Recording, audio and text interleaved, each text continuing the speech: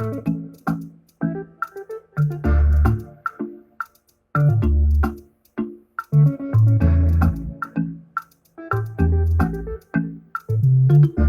the vibrant city of Lagos, where the night lights shimmer against the Atlantic oceans and the air hums with ambition, Amara was the name on everyone's lips.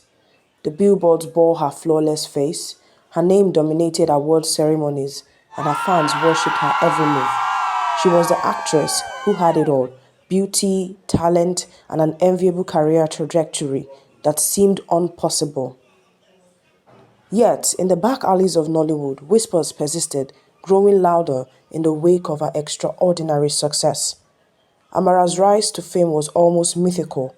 She had arrived in Lagos just 6 years ago, penniless and unremarkable, clutching a tattered suitcase and dreams too large for her small town upbringing in Enugu. Within a year, she landed a role in The River Queen, a box office sensation that launched her career.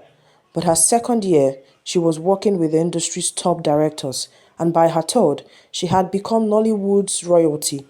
But the gap in her story, the moments that didn't quite add up, intrigued Kemi Adesanya, an ambitious journalist hungry for a groundbreaking. Kemi was no stranger in the unearthing hidden truths. Her blog, Under the Spotlight, had earned her a reputation as the fearless voice of investigative journalism in Lagos. When she decided to delve into Amara's life for an expose, she expected a tale of grit, talent, and hard work. Instead, she found silence. "No comment," said the acting coach who supposedly discovered Amara. "I haven't spoken to her in years," muttered an old friend from Enugu before abruptly hanging up. Even the woman who had rented Amara a room during her early days in Lagos refused to talk. The deeper Kemi dug, the more she realized that there was an consistency of the way people avoided discussing Amara. It was as though they feared something or someone. Her curiosity only deepened when she stumbled across a cryptic comment in an old Nollywood gossip forum. "She is not who you think she is. The deal she has made is darker than her eyeliner." Kemi's investigation took her to Enugu, Amara's hometown, a quiet place nestled in the southeast of Nigeria. There she met Mama Chika, an elderly woman who ran the local market. When Kemi mentioned Amara, Mama Chika's eye darted around nervously. "Leave that one, oh," the woman warned. "Her path is not for you to follow." Kemi's instincts told her she was onto something big. The breakthrough came when she met Obinna, a retired stage actor who had once mentored Amara during her school days. She was talented, Obinna admitted, but talent alone doesn't explain everything. She left for Lagos with nothing, yet within months she was someone else. It was as if he hesitated, lowering his voice, as if she was touched by something beyond this world. Back in Lagos, Kemi's investigation took a darker turn when she found an anonymous tip in her mailbox. "If you want the truth, go to the shrine of the Midnight Star in Nsukka. Ask for Ezinwa." The Shrine of the Midnight Star was a name she had only heard in folklore. It was said to be a place where desperate souls sought forbidden help, a realm where deals were made and prices paid in ways unimaginable. Against her better judgment, Kemi boarded a bus to Nsukka, a town very north of Enugu, and followed the vague directions to a dense forest on its outskirts.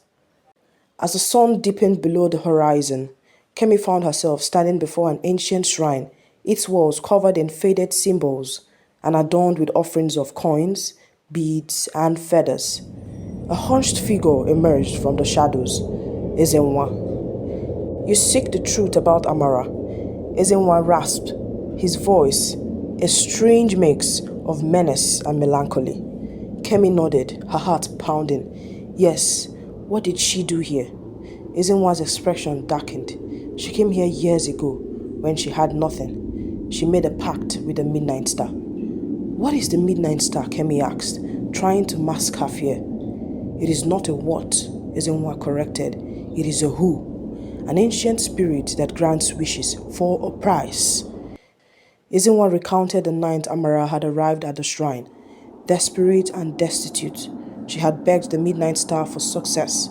The spirit had appeared as a whirling mass of light and shadow, its voice both alluring and terrifying. You desire fame and fortune? It had asked. Yes, Amara had whispered, trembling. I can give you everything you desire, the spirit promised, but you must give something in return. Amara had agreed without hesitation. The terms of the pact were sealed with a single drop of her blood, and the spirit had granted her a charm, a golden pendant shaped like a star. As long as she wore the pendant, Ezenwa explained, the spirit ensured her success. But the charm came with a curse. For every year of her fame, someone she loved would suffer. Kemi's mind raced as she pieced together the story. The mysterious deaths of Amara's parents in a car crash, her younger brother's sudden illness, the disappearance of her childhood best friend, all tragedies coinciding with milestones in her career. Does she know the cost? Kemi asked.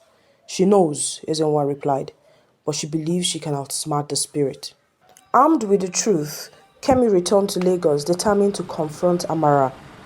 She managed to secure an invitation at the exclusive charity gala where the actress was headlining. As Amara dazzled the crowd in her shimmering gold gown, Kemi couldn't help but notice the pendant glinting around her neck. After the event, Kemi cornered Amara in a private lounge. I know about the Midnight Star, she said bluntly. For the first time, Amara's confident facade cracked.